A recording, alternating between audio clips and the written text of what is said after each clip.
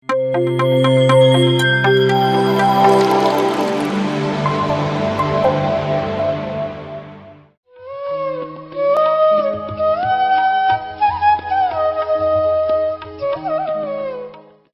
ಚುಟುಕಾದ ಧ್ಯಾನ ಇದೆಯಲ್ಲ ಸ್ನೇಹಿತರೆ, ಇದು ಕೂಡ ಆ ಎನರ್ಜಿ ಕೊಡುತ್ತೆ.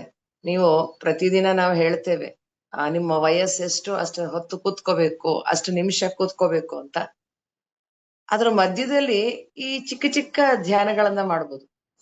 ನಾನು ಧ್ಯಾನಕ್ಕೆ ಬಂದ ಹೊಸರಲ್ಲಿ ನನಗೆ ನಮ್ಮ ಸೀನಿಯರ್ ಹೇಳೋರು, 5 minutes meditation, 7 minutes meditation, 3 minutes meditation. ನೀವೇನ್ ಕೆಲಸ ಮಾಡ್ಬೇಕಿದ್ರು 2 ನಿಮಿಷ ಕೂತು ಧ್ಯಾನ ಮಾಡ್ಬಿಟ್ಟು ಹೋಗಿ. ಸ್ನಾನಕ್ ಹೋಗ್ಬೇಕಾ 1 ನಿಮಿಷ ಕೂತ್ಕೊಳ್ಳಿ, ಧ್ಯಾನ ಕೂತ್ಕೊಂಡು ಧ್ಯಾನ ಮಾಡ್ಬಿಟ್ಟು ಹೋಗಿ. ಈ 1 ನಿಮಿಷ 2 ನಿಮಿಷದ ಧ್ಯಾನ ನಮ್ಗೆ ಎಷ್ಟು ಚೆನ್ನಾಗಿ ಮೈಂಡ್ ಅನ್ನ ಅಲೈನ್ ಮಾಡ್ತಾ ಇತ್ತು. ಯಾವಾಗ ಬೇಕಾದ್ರೂ ಮಾಡ್ಬೋದು ಅಂತ ಹೇಳಿದಾರಲ್ಲ ಪತ್ರಿಜಿಯವರು. ಆದ್ರಿಂದ ಟೈಮ್ ಸಿಕ್ಕದಾಗೆಲ್ಲ ಮಾಡ್ತಾ ಇರ್ಬೋದು. ನನ್ಗೆ ಯಾರೋ ಕೇಳ್ತಿದ್ರು, ಏನ್ ಮಾಡ್ತೀರಾ, ಟೈಮ್ ಪಾಸ್ ಹೆಂಗ್ ಮಾಡ್ತೀರಾ ಅಂತ. ಟೈಮ್ ಪಾಸ್ ಮಾಡೋದ, ನಮಗ್ ಟೈಮೇ ಸಾಕಾಗೋದಿಲ್ಲ. ಎಷ್ಟು ಟೈಮ್ ಇದ್ರು ನಾವು ಬುಕ್ ರೀಡಿಂಗ್ ಇರುತ್ತೆ, ಧ್ಯಾನ ಮಾಡೋದಿರುತ್ತೆ, ನೋಟ್ಸ್ ಮಾಡೋದಿರುತ್ತೆ, ಏನೋ ಒಂದಿರುತ್ತೆ. ಎಷ್ಟು ಟೈಮ್ ಇದ್ರು ನಮಗ್ ಸಾಲಲ್ಲ ಅಂತ. ಹಾಗೆ ನಮ್ಮ ಜೀವನವನ್ನ ನಾವು ಅಳವಡಿಸ್ಕೊಳ್ತೀವಿ, ಟ್ಯೂನ್ ಮಾಡ್ಕೊಳ್ತೀವಿ. ಅದ್ರ ಮೇಲೆ ನಮ್ಮ ಒಂದು ಜೀವನ ಹೇಗೆ ಅನ್ನೋದು ನಿಂತಿರುತ್ತೆ ಸ್ನೇಹಿತರೆ. ನಾವ್ ಅಂದ್ಕೊಂಡಿರ್ತೀವಿ ಇಲ್ಲೇನೋ ಪ್ರೋಗ್ರಾಮ್ಸ್ ನಾವ್ ಡಿಸೈನ್ ಮಾಡಿದ್ವಿ, ನಾವ್ ಹೆಸರು ಕೊಟ್ವಿ ಅಂತ. ಆದ್ರೆಲ್ಲ ಪೂರ್ವ ನಿರ್ಧಾರಿತ ಆಗಿರುತ್ತೆ. ಮಾಸ್ಟರ್ಸ್ ಅದನ್ನ ಡಿಸೈನ್ ಮಾಡಿರ್ತಾರೆ. ಒಂದು ಕಡೆ ನಾನು ಕೇಳಿದ್ದೆ, ಒಂದು ವರ್ಕ್ಶಾಪ್ ಅಟೆಂಡ್ ಮಾಡುವಾಗ, ಪ್ರತಿ ಒಂದು ಕೂಡ ಅಲ್ಲಿ ಮೇಲೆ ಮಾಸ್ಟರ್ಸ್ 10 ವರ್ಷ ಮುಂಚೆನೆ ಡಿಸೈಡ್ ಮಾಡಿರ್ತಾರೆ ಅಂತೆ ಪ್ರತಿ ಒಂದು. ಸ್ನೇಹಿತರೆ, ಮೊದಲಿಗೆ ನಮ್ಮೆಲ್ಲರ ಗುರುಗಳಾದಂತ ಬ್ರಹ್ಮರ್ಷಿ ಪಿತಾಮಹ ಸುಭಾಷ್ ಪತ್ರಿಜಿಯವರಿಗೆ ವಂದಿಸುತ್ತಾ, ಈ ಅವಕಾಶವನ್ನು ಒದಗಿಸಿಕೊಟ್ಟಿರುವಂತ PMC ಕನ್ನಡ ವೇದಿಕೆಯ ಎಲ್ಲ ಸದಸ್ಯರಿಗೂ ಹಾಗೂ ಝೂಮ್ ನಲ್ಲಿ, ಯೂಟ್ಯೂಬ್ ನಲ್ಲಿ ಭಾಗವಹಿಸಿರುವ ಎಲ್ಲ ಆತ್ಮಬಂಧುಗಳಿಗೂ ನನ್ನ ಅನಂತಾನಂತ ಪ್ರಣಾಮಗಳು. ನಾವೀಗ ಹೋಗುವಂತ ಅಂಶ ಏನಿದೆ, ವೇಮನನ ಒಂದು ವಾಕ್ಯವನ್ನ ಆಯ್ಕೆ ಮಾಡ್ಕೊಂಡಿದ್ದಾರೆ ಇಲ್ಲಿ. ಕಾಮಿಯಾಗದೆ ಮೋಕ್ಷಗಾಮಿ ಆಗಲಾರ. ನೋಡಿ ಎಷ್ಟು ಚೆನ್ನಾಗಿದೆ ಇದು ಪದ. ಕಾಮ ಅಂದ್ರೆ ಆಸೆಗಳು, ಕಾಮಿಯಾಗದೆ ಮೋಕ್ಷಗಾಮಿ ಆಗಲಾರ. ಕಾಮ ಅಂದ ತಕ್ಷಣ ಏನೋ ಒಂದು ಕೆಟ್ಟ ಅರ್ಥ ಕಲ್ಪಿಸ್ಕೊಳ್ಳೋದಲ್ಲ. ಕಾಮ ಅಂದ್ರೆ ಸಂಸ್ಕೃತ ಪದದಲ್ಲಿ ಆಸೆ. ಆಸೆಗಳಲ್ಲಿ 2 ವಿಧಗಳನ್ನ ಭಗವದ್ಗೀತೆಯಲ್ಲಿ ಶ್ರೀಕೃಷ್ಣ ಹೇಳ್ತಾನೆ. ಒಂದು ನಿರ್ಬಂಧಿತವಾದ ಆಸೆಗಳು, ಅನಿರ್ಬಂಧಿತವಾದ ಆಸೆಗಳು ಅಂತ. ಕನ್ಸ್ಟ್ರಕ್ಟಿವ್ ಡಿಸೈರ್ಸ್, ಡಿಸ್ಟ್ರಕ್ಟಿವ್ ಡಿಸೈರ್ಸ್ ಅಂತ ಹೇಳ್ತಾನೆ. ಅಂದ್ರೆ ಯಾವುದು ನಮಗೆ ನಮ್ಮ ಆತ್ಮಜ್ಞಾನದ ಕಡೆ ಕರೆದುಕೊಂಡು ಹೋಗುವಂತ ಆಸೆಗಳಿದೆಯೋ ಅವೆಲ್ಲವೂ ಅನಿರ್ಬಂಧಿತವಾದಂತ ಕನ್ಸ್ಟ್ರಕ್ಟಿವ್ ಡಿಸೈರ್ಸ್ ಅಂತ ಹೇಳ್ಬೋದು. ಅದೇ ನಮ್ಮನ್ನ ಆ ಒಂದು ದಾರಿಯಿಂದ ಹಿಮ್ಮುಖವಾಗಿ ನಡೆಸುವಂತದಿರುತ್ತಲ್ಲ, ಅದನ್ನ ನಿರ್ಬಂಧಿತ ಆಸೆಗಳು. ಇದನ್ನ ಇನ್ನೂ ಸ್ವಲ್ಪ ವಿವರವಾಗಿ ತಿಳ್ಕೊಳ್ಳೋಣ ಅಂತಂದ್ರೆ, ನಮ್ಗೆ ಯಾವುದು ಪ್ರಾಪಂಚಿಕ ಸುಖಗಳ ಕಡೆಗೆ ಎಳೆಯುತ್ತೋ, ಇನ್ನೂ ಒಂದಷ್ಟು ತಿನ್ಬೇಕು, ಇನ್ನೊಂದಷ್ಟು ಸೈಟ್ ಮಾಡ್ಬೇಕು, ಅಲ್ಲಿ ಇಲ್ಲಿ ಸುತ್ತಾಡ್ಬೇಕು, ಇರ್ಬೇಕು. ಆದ್ರೆ ಇಲ್ಲಿ ಹೇಳ್ತಾರೆ ಪತ್ರಿಜಿಯವರು, ಯಾವುದೇ ಆಸೆ ಇದ್ರು ಅಲ್ಲಿ ಮಿತಿ ಇದನ್ನ ಹಾಕೊಳ್ಳಿ, ಲಿಮಿಟ್ ಇರ್ಬೇಕು. ಅತಿ ಆದ್ರೆ ನಮಗ್ ಗೊತ್ತಿದೆ ಅಮೃತ ಕೂಡ ವಿಷ ಆಗತ್ತೆ ಅಂತ. ಸೊ ಹಾಗಾಗಿ ಆಸೆಗಳಿಗೆ ಮಿತಿ ಇರಬೇಕು. ಮಿತಿ ಅಂದಾಗ ಇಲ್ಲಿ ನಾವು ಇನ್ನೊಂದು ಅಂಶ ಏನಪ್ಪಾ ಅಂದ್ರೆ, ಯಾವ ರೀತಿ ಆಸೆಗಳನ್ನ ಇಟ್ಕೋಬೇಕು ಅನ್ನೋ ಒಂದು ವಿವೇಕ, ವಿಸ್ಡಮ್ ಅನ್ನ ನಾವು ಬೆಳೆಸ್ಕೋಬೇಕು. ಮಿತಿ ಮೀರಿದ ಆಸೆಗಳನ್ನೇ ಅದೇ ಮೋಹ ಆಗಿ ಕನ್ವರ್ಟ್ ಆಗ್ಬಿಡುತ್ತೆ. ಮೋಹ ಆದ್ಮೇಲಂತೂ ಬಿಡಿಸ್ಕೊಳ್ಳೋದು ಇನ್ನೂ ಕಷ್ಟ. ಅತಿ ಅನ್ನೋದು ಯಾವ ವಿಷಯದಲ್ಲಿದ್ರು ಕೂಡ ಅದು ತೊಂದರೆನೆ. ಊಟ ಮಾಡೋದಿರ್ಬೋದು, ಯಾವುದೇ ಒಂದು ಹ್ಯಾಬಿಟ್ ಇರ್ಬೋದು. ಅತಿಯಾಗಿ ಧ್ಯಾನನೂ ಮಾಡಬೇಡಿ ಅಂತಾರೆ ಪತ್ರಿಜಿಯವರು. ಅದನ್ನು ಅತಿಯಾಗಿ ಏನ್ ಮಾಡ್ತಾ, ನಾನು ದಿನಗಟ್ಲೆ ಗಂಟೆಗಟ್ಲೆ ಧ್ಯಾನ ಮಾಡ್ತಾ ಕೂತ್ಕೊಂಡ್ಬಿಡ್ತೀನಿ ಅಂತ ನಿಮ್ಮ ವ್ಯವಹಾರ ಎಲ್ಲ ಬಿಟ್ಟು ಬಿಡೋದು, ಮನೆ ಕಡೆ ನೋಡ್ಕೊಡಲ್ಲ, ಆಫೀಸ್ ಕಡೆ ಹೋಗಲ್ಲ, ಅದು ಕೂಡ ತಪ್ಪೆ. ಎರಡರಲ್ಲೂ ನಾವು ಮಧ್ಯಮ ಮಾರ್ಗವನ್ನ ಅನುಸರಿಸ್ಬೇಕು. ಹೊಸದ್ರಲ್ಲಿರುತ್ತೆ ಹುಮ್ಮಸ್ಸು ಕಲ್ತಾಗ, ಏನು ಬೇಡ, ಕುತ್ಕೊಂಡ್ಬಿಡೋಣ, ಎಲ್ಲಾ ಬಿಟ್ಬಿಡೋಣ. ನಾನು ಹೀಗೆ ಸ್ಟಾರ್ಟಿಂಗು ನಾವು ಸ್ಪಿರಿಚುಯಾಲಿಟಿಗೆ ಬಂದಾಗ ಹಾಗೆ ಆಯ್ತು. ಒಬ್ಬ ಒಂದು 25-28 ವರ್ಷದ ಹುಡುಗ ಇರ್ಬೇಕು. ಆಗಷ್ಟೇ ಮದುವೆಯಾಗಿ 1-2 ವರ್ಷ ಆಗಿದೆ. ಧ್ಯಾನ ಕಲ್ತಾ ಎಲ್ಲ ಕಲ್ತಿದ್ದಾನೆ. ಇದಕ್ಕಿದ್ದಂಗೆ ಕೆಲಸ ಎಲ್ಲ ಬಿಟ್ಬಿಟ್ಟ. ಕೆಲಸ ಎಲ್ಲ ಬಿಟ್ಬಿಟ್ಟು ನಾನು ಯಾವಾಗ್ಲೂ ಮೆಡಿಟೇಷನ್ ಮಾಡ್ಕೊಂಡು ನಾನು ಕ್ಲಾಸ್ ಮಾಡ್ಕೊಂಡಿರ್ತೀನಿ, ಕ್ಲಾಸಲ್ಲೇ ಇದ್ಬಿಡ್ತೀನಿ ಅಂತ ಬಂದ ಪಾಪ. ಏನಾಯ್ತು, ಎಷ್ಟು ಡಿಸ್ಟರ್ಬ್ ಆಗುತ್ತಲ್ವಾ ಫ್ಯಾಮಿಲಿ ಎಲ್ಲ. ಆಮೇಲೆ ಏನಾಯ್ತು, ಇದ್ದಕ್ಕಿದ್ದಂಗೆ ಈ ಧ್ಯಾನದ ಬಗ್ಗೆ ಜಿಗುಪ್ಸೆ ಬಂದ್ಬಿಡ್ತು. ಈ ಧ್ಯಾನ ಎಲ್ಲ ಬಿಸಾಕ್ಬಿಟ್ಟು ಇದೆಲ್ಲ ಏನು ಬೇಡಪ್ಪ, ನಾನು ಮತ್ತೆ ಕೆಲ್ಸಕ್ಕೆ ಹೋಗ್ತೀನಿ ಅಂತ. ನಮ್ ಸರ್ ಹೇಳೋರು, ಇದು ಒಂದ್ ರೀತಿ ಆಕ್ಸಿಡೆಂಟ್ ಆಯ್ತು ಅವನ ಜೀವನದಲ್ಲಿ ಅಂತ. ಈ ರೀತಿಯ ಆಕ್ಸಿಡೆಂಟ್ ಗಳಾಗ್ತವೆ. ಯಾವ್ದಾದ್ರು ನಿರ್ಧಾರವನ್ನ ನಾವು ಆತುರದಲ್ಲಿ, ಆ ವೇಗದಲ್ಲಿ, ನಾವೇನೋ ಒಂದು ಜೋಶ್ ಅಂತೀವಲ್ಲ, ಆ ಜೋಶಲ್ಲಿ ತಗೊಂಡು ಬಿಟ್ರೆ, ಯಾಕಂದ್ರೆ ಈ ಆಧ್ಯಾತ್ಮಿಕತೆ ಇದೆಯಲ್ಲ, ಈ ಹಾದಿ ಅಷ್ಟು ಸುಲಭವಾದ ಹಾದಿ ಅಲ್ಲ. ಈ ವಿಷಯ ಇದೆಯಲ್ಲ ಆಧ್ಯಾತ್ಮಿಕತೆ, ಅದಾದ್ರೂ ಹೋಗ್ಲಿ ರಸವತ್ತಾಗಿದೆಯಾ? ಸ್ವಲ್ಪ ಸೀರಿಯಸ್ ಸಬ್ಜೆಕ್ಟೇ. ನಾವಿಲ್ಲಿ ಕತೆಗಳು ಅದು ಇದು ಮಾಡಿ ಚಿಕ್ಕ ಚಿಕ್ಕ ತುಂಡುಗಳು ಮಾಡಿ ಪತ್ರಿಜಿಯವರು ನಮ್ ಮುಂದೆ ಇಟ್ಟಿರೋದ್ರಿಂದ ರಸವತ್ತಾಗಿ ಕಾಣ್ತಾ ಇದೆ. ಇಲ್ಲೆಲ್ಲಾರು ಬಂದು ಹೇಳ್ತಾ ಇರೋದ್ರಿಂದ. ನಾನೇ ಕುತ್ಕೊಂಡು ಓದ್ತೀನಿ ಅಂತಂದ್ರೆ ಅದರಷ್ಟು ಡ್ರೈ ಸಬ್ಜೆಕ್ಟ್ ಇನ್ನೊಂದಿಲ್ಲ. ಸೊ ಏನ್ ಹೇಳುತ್ತೆ ನಮ್ಮ ಆಧ್ಯಾತ್ಮಿಕತೆ ಎಲ್ಲ? ಒಂದೇ ಒಂದು ಸೆಂಟೆನ್ಸ್ ಅಲ್ಲಿ ಹೇಳ್ಬೇಕು ಅಂದ್ರೆ ಏನು ಇಲ್ಲ ಅಂತ ಹೇಳುತ್ತಷ್ಟೇ. ಏನು ಇಲ್ಲ, ಇರೋದೆಲ್ಲ ಭ್ರಮೆ, ಏನು ಇಲ್ಲ. ಆ ಏನು ಇಲ್ಲ ಅನ್ನೋದನ್ನ ನಮ್ಮ ಒಂದು ಮೈಂಡಿಗೆ ನಾವು ಅರ್ಥ ಮಾಡ್ಸಕ್ಕೆ ಇಷ್ಟೆಲ್ಲ ಪುಸ್ತಕಗಳು, ಜ್ಞಾನ ಎಲ್ಲವನ್ನು ನಾವು ಇಡ್ಬೇಕಾಯ್ತು. ಆದ್ರಿಂದ ಇದ್ರಲ್ಲಿ ಅಷ್ಟು ಏನು ಇಲ್ಲ ಅಂತ ತಕ್ಷಣ ಅರ್ಥ ಆಗ್ಬಿಡುತ್ತಾ? ಒಪ್ಕೊಂಡ್ಬಿಡ್ತೀವ? ಅದ್ ಸಾಧನೆ ಬೇಕಲ್ಲ. ಮೈಂಡ್ 1000 ಕ್ವಶನ್ ಕೇಳುತ್ತೆ, ಅದಕ್ಕೆಲ್ಲ ಉತ್ತರಿಸ್ಬೇಕಲ್ಲ. ಅದಕ್ಕೋಸ್ಕರ ನಮ್ಗೆ ಜ್ಞಾನ ಬೇಕು. ಈ ಜ್ಞಾನ ನಾವು ಅಷ್ಟು ಸುಲಭವಾಗಿ ಜೀರ್ಣಿಸ್ಕೊಳಕ್ ಆಗೋದಿಲ್ಲ. ಅದನ್ನ ನಿಧಾನವಾಗಿ, ಹಂತ ಹಂತವಾಗಿ, ಒಂದು ಪದರ ಪದರವಾಗಿ ನಮ್ಮ ಒಂದು ಆ ಏನ್ ಹೇಳ್ತೀವಿ, ನಮ್ಮ ಸುಪ್ತ ಮನಸ್ಸಿಗೆ ನಾವು ದಾಟಿಸಬೇಕಾದಂತ ಜ್ಞಾನ ಇದು.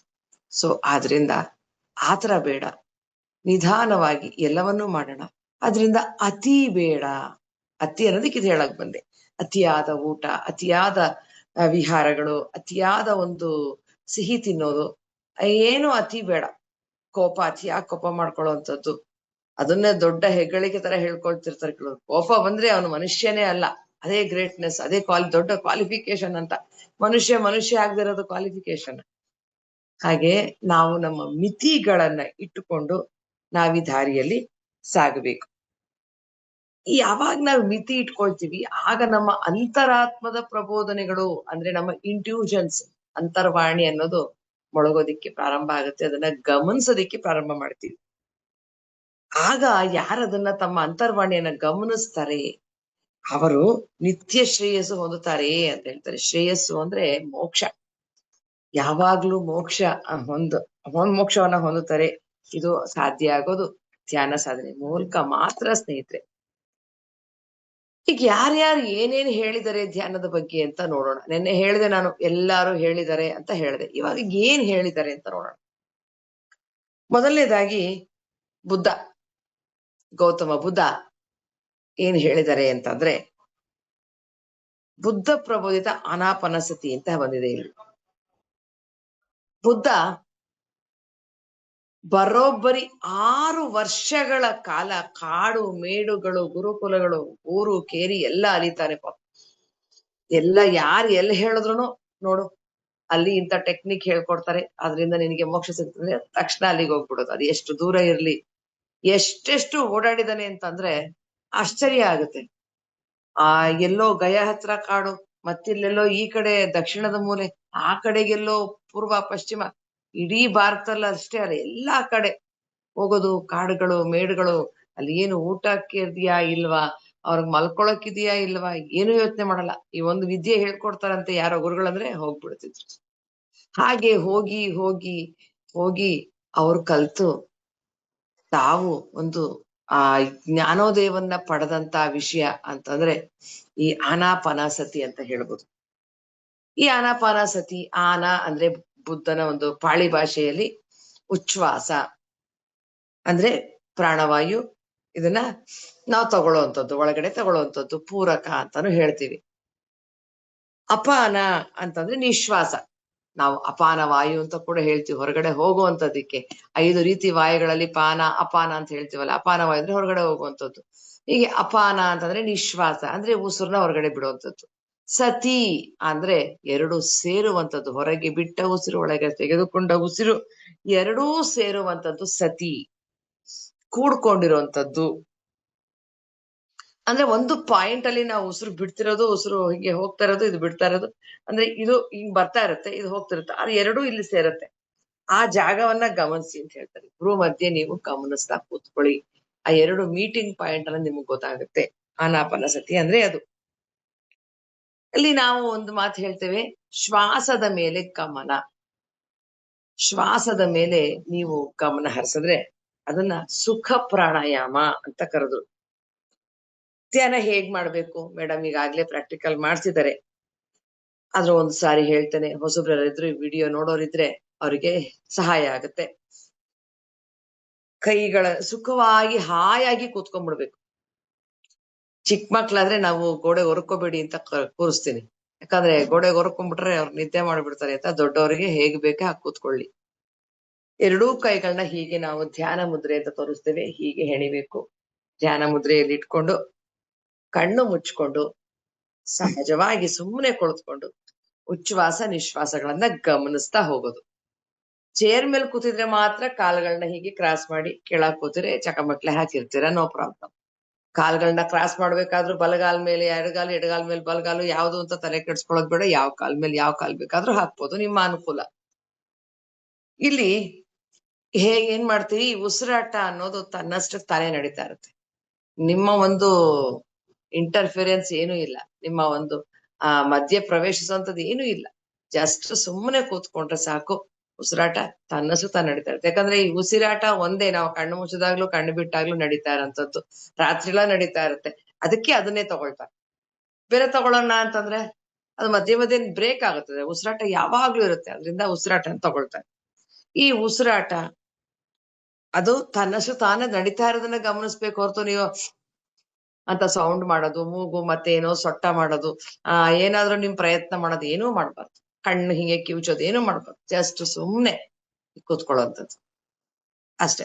ಆ ಕೂತ್ಕೊಂಡು ನೀವು ಉಸಿರಾಟನ ಗಮನಿಸ್ತಾ ಏನ್ ಮಾಡ್ಬೇಕು, ಅದನ್ನೇ ಗಮನಿಸ್ಬೇಕು. ನಿಮ್ಮ ಇದು ಆಲೋಚನೆಗಳ ಕಡೆ ಬರ್ಬೇಕು. ಈಗ ಆಲೋಚನೆಗಳು ತನ್ನಷ್ಟು ತಾನು ಬರ್ತಾ ಇರುತ್ತೆ. ಆಲೋಚನೆಗಳು ಅದು ಬಂದಿಲ್ಲ ಅಂದ್ರೆ ನೋ ಪ್ರಾಬ್ಲಮ್. ಆಲೋಚನೆಗಳು ಬರ್ತಾ ಇದೆ, ತುಂಬಾ ತುಂಬಾ ಇರಿಟೇಟ್ ಮಾಡ್ತಾ ಇದೆ ಅಂದ್ರೆ ಅದನ್ನೇ ಗಮನಿಸಕ್ ಶುರು ಮಾಡ್ಬೇಕು. ಅದನ್ನ ಗಮನಿಸಿದ್ರೆ ಏನಾಗುತ್ತೆ, ಅದಕ್ಕೆ ಎನರ್ಜಿ ಕಡಿಮೆ ಆಗುತ್ತೆ, ಅದು ಹಾಗೆ ಹೊರಟು ಹೋಗುತ್ತೆ. ಮತ್ತೆ ಆ ಆಲೋಚನೆಗಳನ್ನ ಬೆಳೆಯಕ್ ಬಿಡಬಾರ್ದು. ಈಗ ಒಂದು ಉದಾಹರಣೆ, ಆ ಥಾಟ್ ಅಲ್ಲಿ ನಮ್ಗೆ ಐಸ್ ಕ್ರೀಮ್ ಬರುತ್ತೆ. ಐಸ್ ಕ್ರೀಮ್ ಬಂದ ತಕ್ಷಣ ಇದ್ರ ಹಿಂದೆ ಇನ್ನೊಂದು, ಅಯ್ಯೋ ನನ್ನ ಮಗಳಿಗೆ ಎಷ್ಟ್ ಹೇಳಿದ್ರು ಕೇಳ್ತಿರ್ಲಿಲ್ಲ, ತುಂಬಾ ಐಸ್ ಕ್ರೀಮ್ ತಿಂತಾ ಇದ್ಲು. ಆ ತುಂಬಾ ಐಸ್ ಕ್ರೀಮ್ ತಿಂದ್ರೆ ಏನಾಗುತ್ತೆ, ಥ್ರೋಟ್ ಇನ್ಫೆಕ್ಷನ್ ಆಗುತ್ತೆ, ಇದಾಗತ್ತೆ.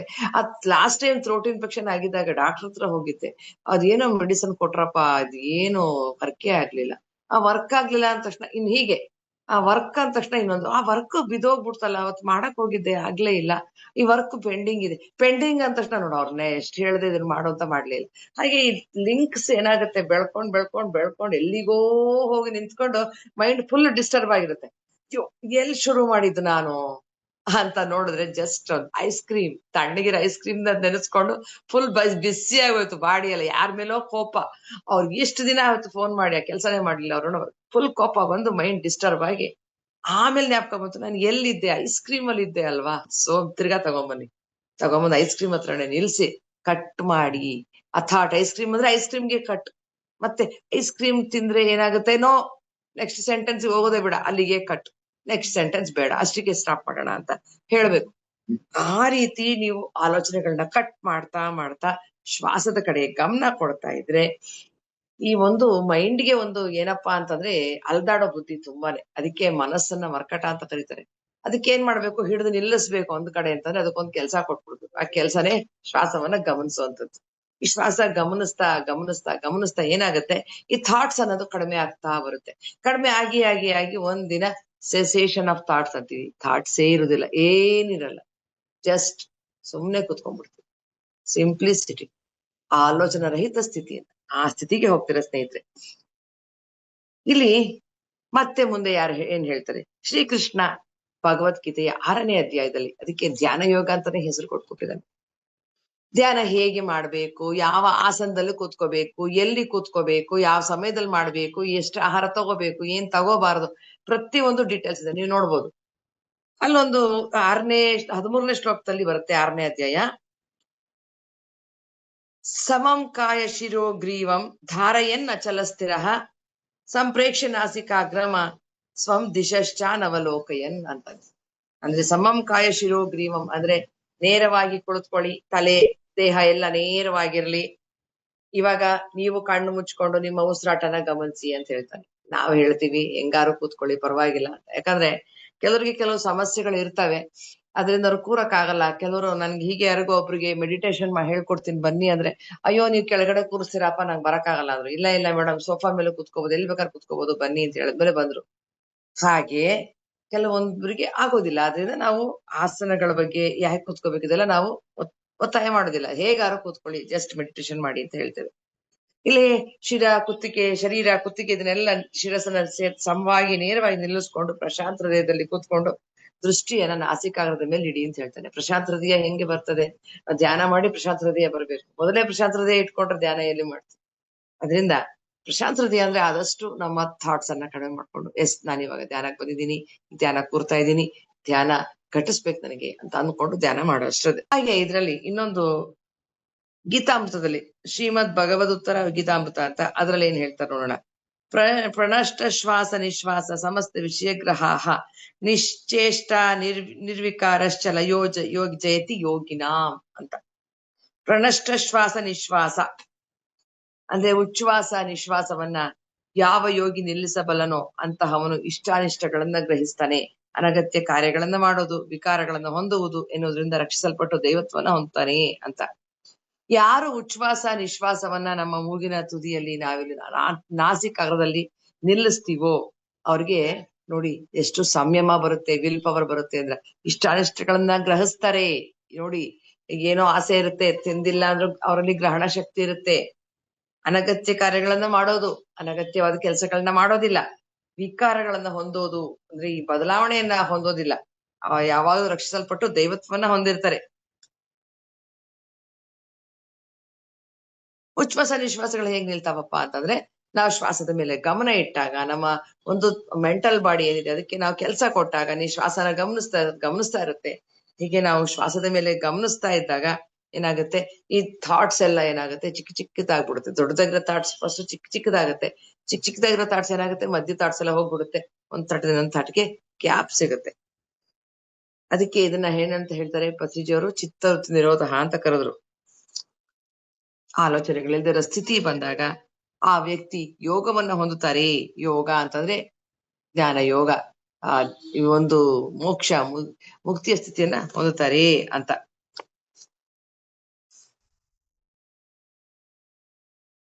ನೆನ್ನೆನೆ ನಾವು ತಿಳ್ಕೊಂಡ್ವಿ ಸ್ನೇಹಿತರೆ, ಚಿತ್ತ ಅಂತಂದ್ರೆ ಅಲ್ಲಿ ರೆಕಾರ್ಡ್ ಎಲ್ಲ ಇರುತ್ತೆ. ಅಲ್ಲಿ ನಮ್ಮ ಮೈಂಡ್ ಏನ್ ಮಾಡುತ್ತೆ, ಫಸ್ಟ್ ಚಿತ್ತಕ್ಕೆ ಹೋಗುತ್ತೆ, ಏನು ಸರಿನಾ ಅವ್ರು ಹೇಳ್ತಾ ಇರೋದು ಅಂತ ಅಂದ್ಬಿಟ್ಟು, ಅಲ್ಲಿ ಅದಕ್ಕೆ ಪ್ರೂಫ್ ಸಿಕ್ಕರೆ ಮುಂದುವರಿಯುತ್ತೆ ಅಂತ. ಹಾಗೆ ಅದನ್ನೇ ಇಲ್ಲಿ ಹೇಳ್ತಾ ಇದಾರೆ. ಚಿತ್ತವೆಂದ್ರೆ ಉಪಚಿತನ ಮನಸ್ಸು, ಅಂದ್ರೆ ಕಳೆದೋದ ಕಾಲದ ವಿಷಯಗಳನ್ನ ಎಲ್ಲ ಇಟ್ಕೊಂಡಿರುತ್ತೆ. ಕಳೆದೋಗಿರುವಂತದ್ದು, ಮುಂದೆ ಆಗೋದು, ಇವಾಗೊಂದು ಎಲ್ಲ ಇಟ್ಕೊಂಡಿರುತ್ತೆ ಫುಲ್ ಸ್ಟಾಕ್. ಇಷ್ಟೇ ಅಲ್ಲ, ಈ ಒಂದು ಆತ್ಮ ತಗೊಂಡು ಬಂದಿರೋಂತ ಈ ದೇಹ ಇರೋರ್ಗೆ ಅಷ್ಟೇ ಅಲ್ಲಂತೆ, ಹಿಂದಿನ ಜನ್ಮಗಳು ಎಲ್ಲವನ್ನೂ ಕೂಡ ಸ್ಟೋರ್ ಮಾಡಿಟ್ಟಿರುತ್ತೆ ಅಂತ ಹೇಳ್ತಾರೆ. ಆ ಚಿತ್ತ ಇಲ್ಲಿ ಪತಂಜಲಿ ಅವರು ಕೂಡ ಹೇಳಿದ್ರು, ಇದು ಆಲೋಚನೆ ಅಂತ ಅಂದ್ರೆ ಇದನ್ನ ಧ್ಯಾನ ಅಂತಂದ್ರೆ ಇದನ್ನ ಚಿತ್ತ ವೃತ್ತಿ ನಿರೋಧ ಅಂತ ಕರೀತಾರೆ. ಅಂದ್ರೆ ಚಿತ್ತ ವೃತ್ತಿ ನಿರೋಧ ಅಂತಂದ್ರೆ ಥಾಟ್ಸ್ ಅನ್ನ ಕಡಿಮೆ ಮಾಡುವಂತ ಒಂದು ಟೆಕ್ನಿಕ್ ಏನಿದೆ, ಅದು ಧ್ಯಾನ ಅಂತ ಹೇಳ್ತಾರೆ ಸ್ನೇಹಿತರೆ. ಮತ್ತೆ ಯಾರು ನಿರಂತರವಾಗಿ ಯೋಗ ಸಾಧನೆ ಮಾಡ್ತಾರೋ ಅವ್ರು ಕಳೆದೋದ ವಿಷಯಗಳ ಬಗ್ಗೆ ಯೋಚನೆ ಮಾಡೋದಿಲ್ಲ, ಮಾತು ಆಡೋದಿಲ್ಲ ಅಂತ ಹೇಳಿ. ನಿರಂತರವಾಗಿ ಯೋಗ ಸಾಧನೆ ಮಾಡ್ತಾ ಕಳೆದು ಹೋದ ವಿಷಯಗಳ ಬಗ್ಗೆ ನಿರೋಧವನ್ನ ನಾವು ಇಟ್ಕೋಬೇಕು. ಚಿತ್ತ ವೃತ್ತಿ ನಿರೋಧ ಅಂದ್ರೆ ಚಿತ್ತದ ವೃತ್ತಿ ಏನು ಅಂದ್ರೆ ಸದಾ ಆಲೋಚನೆಗಳಿರುವಂತದ್ದು.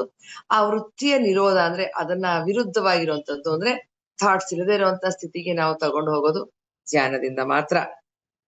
ಹೀಗೆ ಯಾರು ಮನಸ್ಸಿನ ಮಲಿನವನ್ನೆಲ್ಲ ಆಲೋಚನೆಗಳನ್ನೆಲ್ಲ ತೊಲಗಿಸ್ಕೊಂಡು ಆತ್ಮಸ್ಥಿತಿ ಬರೋ ಹಾಗೆ ಮಾಡ್ಕೊಳ್ತಾರೆ. ಆಗ ಆತ್ಮ ಹೇಳಿದಂತೆ ಮನಸ್ಸು ನಡ್ಕೊಳ್ಳೋದಿಕ್ಕೆ ಪ್ರಾರಂಭ ಮಾಡತ್ತೆ. ಈಗ ನಾವೆಲ್ಲ ಏನಾಗಿದ್ದೀವಿ, ಮನಸ್ಸು ಹೇಳ್ದಾಗೆ ನಾವು ಕೇಳ್ತಾ ಇದ್ದೀವಿ. ಆದ್ರೆ ಇಲ್ಲಿ ಧ್ಯಾನ ಮಾಡೋದ್ರಿಂದ ಏನಾಗುತ್ತೆ, ನಾವು ಹೇಳಿದಾಗೆ ಮನಸ್ಸು ಕೇಳುತ್ತೆ. ಆ ಸ್ಥಿತಿಗೆ ಹೋಗ್ಬೇಕು. ಈಗ ನಾವು ನಮ್ ಕಣ್ಣದನ್ನ ನೋಡು ಅಂದ್ರೆ ನೋಡ್ತೀವಿ, ತಿನ್ನು ಅಂದ್ರೆ ತಿಂತೀವಿ, ಹೋಗು ಅಂದ್ರೆ ಹೋಗ್ತೀವಿ. ಆದ್ರೆ ಆವಾಗ ನಾವ್ ಹೇಳಿದ್ರೆ ಅದು ನಮ್ಮ ಮಾತನ್ನ ಕೇಳೋ ಸ್ಥಿತಿಗೆ ಹೋಗುತ್ತೆ. ಅದ್ರಿಂದ ಅದಕ್ಕೆ ನಾವು ಹೇಳ್ತೀವಿ ಯೋಗವನ್ನು ಹೊಂದುವುದು. ಯೋಗ ಅಂದ್ರೆ ಯುಜ್ ಅನ್ನೋ ಧಾತುವಿನಿಂದ ಬಂದಿರುವಂತ ಪದ, ಅದು ಸಂಸ್ಕೃತದ ಪದ. ಯುಜ್ ಅಂದ್ರೆ ಎರಡು ಸೇರುವಂತದ್ದು. ಈ ಧ್ಯಾನದಲ್ಲಿ ಏನ್ ಎರಡು ಸೇರುತ್ತೆ? ಬುದ್ಧಿ, ಮನಸ್ಸು ಇವೆರಡೂ ಸೇರುತ್ತೆ. ಹಾಗೆ ಇಲ್ಲಿ ಇನ್ನೊಂದು ಮಾತು ಏನ್ ಹೇಳ್ತಾರೆ ಅಂತಂದ್ರೆ, ಆಲೋಚನಾ ರಹಿತ ಸ್ಥಿತಿಯಲ್ಲಿ ಬರುವ ಎಷ್ಟೋ ಶಾರೀರಿಕ, ಮಾನಸಿಕ ಆತ್ಮಾನುಭವಗಳನ್ನು ಜಾಗರೂಕತೆಯಿಂದ ಗಮನಿಸ್ಬೇಕು. ಜಾಗರೂಕರಾಗಿರ್ಬೇಕು, ಅವೇರ್ ಆಗಿರ್ಬೇಕು, ಎಚ್ಚರವಾಗಿರ್ಬೇಕು ಅಂತ ಹೇಳ್ತೀವಿ ಧ್ಯಾನದಲ್ಲಿ. ಇಲ್ಲಿ ಏನಾಗುತ್ತೆ, ಏನೇನೋ ಪರಿವರ್ತನೆಗಳಾಗುತ್ತವೆ ನಮ್ಮ ದೇಹದಲ್ಲಿರ್ಬೋದು, ಶರೀರದಲ್ಲಿರ್ಬೋದು, ಮನಸ್ಸಿನಲ್ಲಿರ್ಬೋದು. ಅದನ್ನೆಲ್ಲ ನಾವು ಗಮನಿಸ್ತಾ ಹೋಗ್ಬೇಕು. ಇದನ್ನ ಹೇಳ್ತಾರೆ ವಿಪಶ್ಯನ ಅಂತ. ವಿಪස්සನ ಅಂದ್ರೆ ಪಾಳಿ ಭಾಷೆಯ ಪದ ಇದು. ವಿಶೇಷವಾಗಿ ನೋಡುವಂತಹ ಗುಣ. ಆ ವಿಶೇಷವಾಗಿ ನೋಡುವಂತಹ ಗುಣವನ್ನು ನಾವು ಬೆಳೆಸ್ಕೋಬೇಕು. ಯದ್ಭಾವಂ ತದ್ಭವತಿ ಅಂದ್ರೆ ನಾವ್ ಹೇಗೆ ಭಾವನೆ ಇಟ್ಕೊಳ್ತೀವಿ ಹಾಗೆ ಇರುತ್ತೆ. As you sow you get the reap ಅಂತ ಹೇಳ್ತಾರೆ. ಅಂದ್ರೆ ನೀನ್ ಏನು ಬೀಜ ಬಿತ್ತುತ್ತೀಯ ಆ ಬೆಳೆನ ನೀ ಬೆಳಿತೀಯ ಅಂತ ಹೇಳಿ. ಆದ್ರಿಂದ ನಾವ್ ಹೇಗಿರ್ಬೇಕು ಅಂದ್ರೆ, ನಮ್ಮ ತೀವ್ರವಾಗಿ ಆಶಿಸೋದು, ತ್ರಿಕರಣ ಶುದ್ಧಿಯಿಂದ ನಂಬಿರುವುದು, ನಿಶ್ಚಿತವಾಗಿ ಯೋಚಿಸಿರುವುದು, ಉತ್ಸಾಹದಿಂದ ಪ್ರಯತ್ನ ಮಾಡೋದು ಯಾವ್ದಾದ್ರು ಸರಿ ತಪ್ಪದೆ ಆಗೇತಿರುತ್ತೆ. ಇಲ್ಲಿ ಏನ್ ಹೇಳ್ತಾರೆ, ಯದ್ಭಾವಂ ತದ್ಭವತಿ ಬಗ್ಗೆ ಹೇಳುವಾಗ ಇವ್ರು ಹೇಳ್ತಾರೆ, ನೀವ್ ಏನ್ ತೀವ್ರವಾಗಿ ಯೋಚನೆ ಮಾಡ್ತೀರಾ, ತುಂಬಾ ಡೀಪ್ ಆಗಿ ಏನನ್ನ ಯೋಚನೆ ಮಾಡಿದ್ರೆ, ಮತ್ತೆ ನೀವು ತ್ರಿಕರಣ ಶುದ್ಧಿಯಿಂದ ನಂಬಿದ್ರು ಕೂಡ ಯಾವ್ದನ್ನಾದ್ರೂ, ತ್ರಿಕರಣ ಅಂದ್ರೆ ಕಾಯ ವಾಚ ಮನಸ್ಸ, ಏನನ್ನಾದ್ರೂ ನೀವು ನಂಬುದ್ರಿ ಅಂತಂದ್ರೆ ನೋಡಿ, ಅವಾಗ ಕಾಯ ವಾಚ ಮನಸ್ಸು ಅಂದ್ರೆ ಮೈಂಡ್, ಬಾಡಿ, ಸೋಲ್ ಎಲ್ಲ ಅಲೈನ್ ಆಗೋಯ್ತು. ಎಲ್ಲ ಸೇರಿ ನೀವು ನಂಬ್ತಾ ಇದ್ದೀರಾ. ಎಲ್ಲ ಸೇರಿ ನಂಬಿದಾಗ ನಿಶ್ಚಿತವಾಗಿ ಯೋಚಿಸೋದು, ಡೆಫಿನೆಟ್ ಆಗಿ ಒಂದೇ ಆಂಗಲ್ ಅಲ್ಲಿ ಒಂದೇ ಕೆಲಸ ಒಂದನ್ನೇ ನೀವು ಯೋಚನೆ ಮಾಡ್ತಾ ಇರ್ತೀರಾ. ಉತ್ಸಾಹದಿಂದ ಪ್ರಯತ್ನ ಮಾಡೋದು ಯಾವ್ದಾದ್ರೂ ಸರಿ, ಅದು ಎಂಥ ವಿಷಯನೇ ಆಗಿದ್ರು ಕೂಡ ಅಲ್ಲಿ ನಿಮಗೆ ಅದು ಫಲ ಸಿಕ್ಕೇ ಸಿಗುತ್ತೆ. ಅದು ಹಾಗೆ ಆಗುತ್ತೆ. ಅದರಿಂದ ಯದ್ಭಾವಂ ತದ್ಭವತಿ, ಏನು ಭಾವಿಸ್ತಿರೋ ಅದು ಭವಿಸುತ್ತೆ ಅಂತ. ಏನನ್ನ ನೀವ್ ಅಂದ್ಕೊಳ್ತಿರೋ ಅದು ಹುಟ್ಟುತ್ತೆ ಅನ್ನೋ ಒಂದು ಮಾತನ್ನ ಇಲ್ಲಿ ಹೇಳ್ತಾರೆ. PMC ಕನ್ನಡ ಚಾನೆಲ್ ಅನ್ನು ಲೈಕ್ ಮಾಡಿ, ಶೇರ್ ಮಾಡಿ, ಸಬ್ಸ್ಕ್ರೈಬ್ ಮಾಡಿ ಮತ್ತು ಮಾಡಿಸಿ. ಎಲ್ಲರಿಗೂ ಧನ್ಯವಾದಗಳು.